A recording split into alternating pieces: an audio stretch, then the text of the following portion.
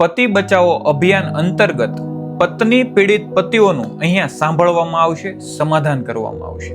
જે પતિઓ પત્નીઓથી દુખી હોય એ 2-5 દિવસ બહાર જવા માંગતા હોય તો આ આશ્રમમાં આવીને, આ સંસ્થામાં આવીને રોકાઈ શકે છે.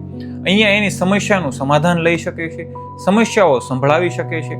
પતિઓ માટે ખાસ આવો એક સંસ્થા, ગ્રુપ કે આશ્રમ બને તો કેટલા પતિઓ સપોર્ટ કરશે?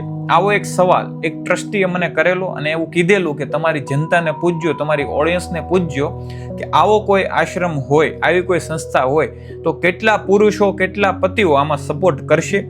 આ કોમેન્ટ કરીને કહેજો કે તમને કોઈ આવો આશ્રમ હોય તો સારું પડે કે ન પડે, અથવા તો અહીંયા સંભળાવવાનું, એનું સમાધાન મળે, બંને વચ્ચે જે કહે ને સુલઝાઓ મિલજાઓ કરે.